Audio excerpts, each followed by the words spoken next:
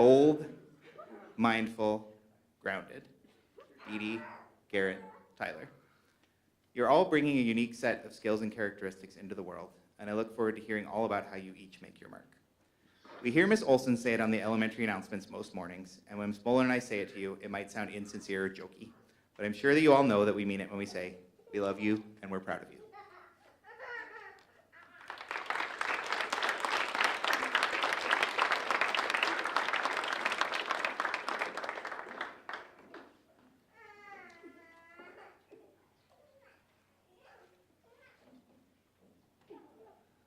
I'm Miss Boland, I'm the other advisor, and mine are not in alphabetical order, because that's my style.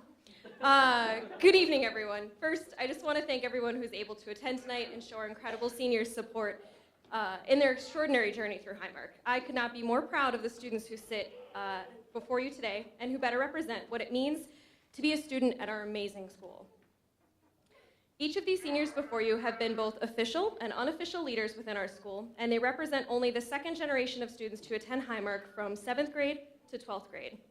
It is incredible to me that these three have shared far more than the last 6 years together, and have all found their own unique way to leave a legacy at our school. They have each provided us with incredible moments and plenty of laughter. In thinking about this speech, I realized that in their 6 years with us, they have each taught me something incredibly special about being an educator. If there's one student who fundamentally believes that you should always give 110% to something, it would be Garrett. Garrett was one of the most diligent and thoughtful students I had ever met in my 3rd year of teaching, and I was amazed by such a young person. He cared deeply for his friends and for the school that his family had helped to create and bring to Montello. He contributed incredibly thoughtful wisdom to our town hall circles, but still took time to have rather heated debates with his best friend about whether someone could be biased about faces. The epic facist debate. Garrett's diligence shone through best whenever we offered community service or volunteer opportunities. In the past 6 years, I can only think of a few times that Garrett was not the first person to volunteer to help out in his community or to represent his school. In fact, for the last several years, Garrett has volunteered to help build birdhouses with children during Fish and Fun, helped out in a variety of roles during Family Adventure Day, formerly known as No Family Left Inside, and frequently volunteers for any of the numerous and various requests that come to us from other staff in the building or community members. On field days, Garrett always works to push himself and his team to exceed the expectations for any given day and strives for excellence. Garrett doesn't believe in just completing the bare minimum, but instead consistently strives to go above and beyond. His dedication and hard work have led to a legacy that has inspired many of his classmates to volunteer at every opportunity and leave behind a reputation that Marq students don't just get the job done, they strive for excellence. Garrett, when I think about your journey at Marq and the young man you have become, there's a quote by Theodore Roosevelt that comes to mind. The greatest gift life has to offer is the opportunity to work hard at work worth doing. Garrett, you've taught me that the work I do now is worth doing, so I need to be willing to give it 110%. In my years as a teacher, I have seen some truly incredible transformations within students, and I continue to be inspired by their stories, their determination, and their persistence. Dee Drew is one of those students who has absolutely transformed herself in the time she has been at Marq. I feel inspired by that change. Dee came to Marq with a beautiful sense of fearlessness that left me in awe, and sometimes required me to talk her out of some rather interesting, but not necessarily academic projects. Katy Perry. Under that guidance, Dee has produced some phenomenal and controversial projects that have transformed not just herself, but her community. Dee never lost that fearlessness, which I now know is a testament to how she came into this world, her life experiences, and the family that loves her. I admire it greatly as it has allowed Dee to explore topics that have provided opportunities for her peers to confront their own viewpoints and consider new perspectives and different ideas. This year has been especially challenging for Dee, and despite those struggles, she still chose to delve into a plethora of controversial topics and present on those topics. And she regularly challenges her peers to act upon injustice that they see in the world. Dee has inspired a level of activism in our school that has inspired change within our own community. She is the kind of woman that we need in the world. One with an open heart, an open mind, and a willingness to stand up and speak out when she feels called to. Not too long ago, a female politician was speaking out against something that she felt was wrong, and it sparked what is now an infamous statement. She was warned, She was given an explanation. Nevertheless, she persisted. Girl, you embody that quote. Dee Dee, you are so fearless and so brave, and your persistence is something that has inspired me these past 6 years. Thank you for continuing to persist, even when others try to silence your voice.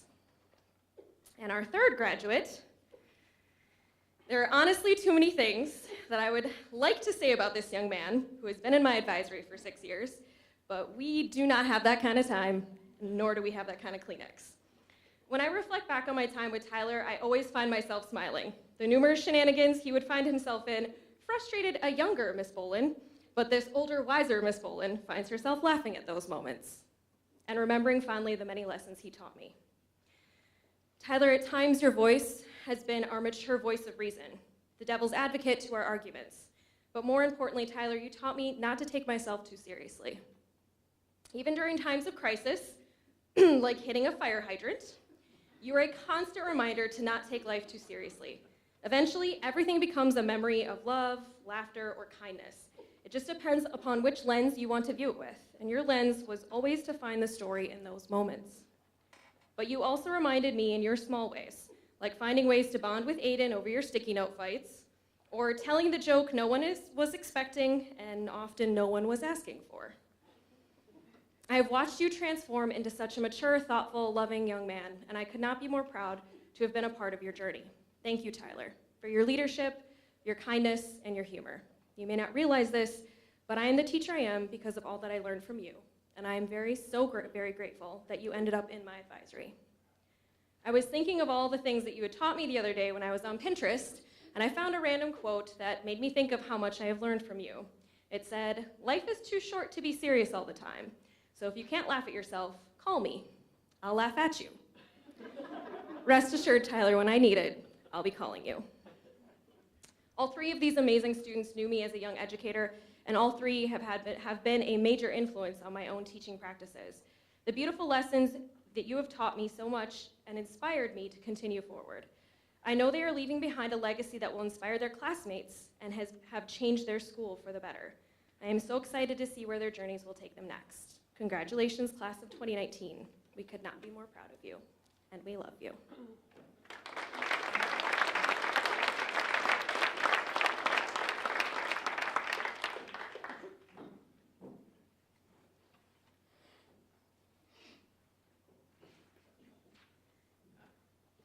If there was 3 things I would have to say I've taken away from my 6 years at Marq, I would have to say I've learned how to be a great leader, that family is always there for you no matter what, and that you can make your dreams come true if you set your mind to it.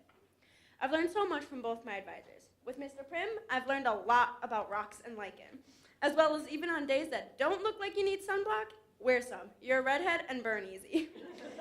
I'll miss all the small things like the jokes in advisory and Mr. Prim goes to jail. What part are we in now? 20? With Bolin, I've learned that are you making good life choices look, and that I get hurt very often. I mean, how many Band-Aids and biohazard bags have we gone through because my nose tends to bleed frequently? I've also learned that if we have serious educational conversations on one of the many car rides blasting Kanye West with Bolin, Josh will always be there to make the mood awkward by screaming out, "I like watermelons."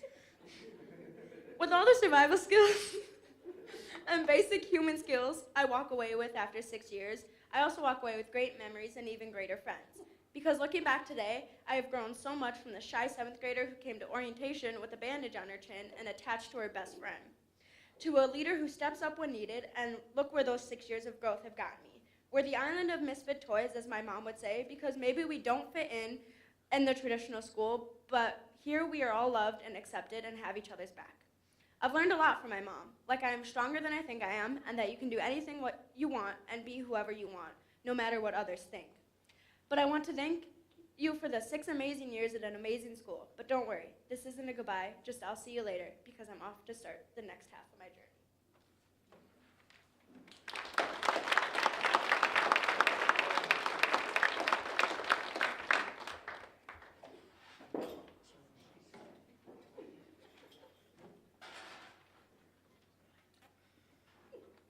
Marq has changed me in many ways. All of them, as far as I can tell, have been for the better. I remember back when I was in 7th grade, when I first started here, I didn't talk to anyone. I think I barely spoke a dozen words to Mr. Prim in my first 2 weeks. After a few weeks, though, I was drawn out of my shell by the kindness people showed me, and in no time at all, I was never quiet. I was always talking to someone. Don't worry, I still got my work done, though, as you can see. The main influence during my time here has been the staff and students, both past and present. Students both younger than me and older than me taught me a lot of valuable life lessons, such as expect the unexpected when teenagers are around. I've been through a lot of situations during my time here that challenged me and frustrated me immensely, but that's part of the reason I love Highmark and all the people in it. Highmark is challenging, and there were a lot of times where I thought I wasn't going to be able to finish, say, a capstone genre piece, for example. There have been moments where I had no idea what I'd gotten myself into, but I was always given the support I needed to be successful, whether that was a 5-minute talk about how to create extra cells in Google spreadsheets to a 2-hour session on how to properly create a project. That wasn't to say everything was just given to me, though. I still struggled, but at the end of the day, I succeeded. I don't think there was a single day during my time at Highmark that I didn't laugh or smile at least once. Probably a lot more than once, though. Most seniors are really happy to graduate, to move on to adult life. But I really wish I could still stay a kid. But that's not how life is. You need to continue to grow, learn, and succeed. I may have been through a lot at Highmark, but that's just a drop in an ocean compared to what the rest of life has to offer. I am thankful to everyone I've met at Highmark and the opportunities to learn and grow that it has offered me. And I am thankful to everyone who has shown up today and those who couldn't make it today for your support and love of Highmark. It means a lot to me and probably just about everyone here too. Thank you.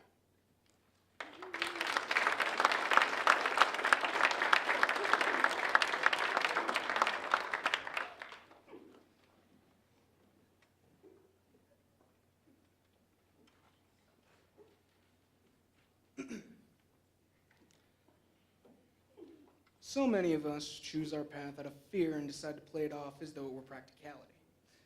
My father, I think, would have been a great comedian, but he didn't believe that that was possible for him, so he made a more conservative choice. He instead got a safer job as a woodworker, usually building cabinets and counters. This isn't to say that he didn't enjoy his job. I believe this is because of our collective perception on the concept of perfection. This idea that there is something that we have never experienced and can never experience, yet we still strive to get as close as possible, to grow ever closer to something that will always be just out of reach. But this concept has helped society in every aspect since humans began to live together. We strive and thrive because we tell ourselves that there is no time to rest while there are still improvements to be made, there's still work to do. For hundreds of years, we have grown, invented, and discovered. If we as a culture want to continue this trend, we must strive the same way all of humanity has since the very beginning. And I plan to do so as well. Thank you.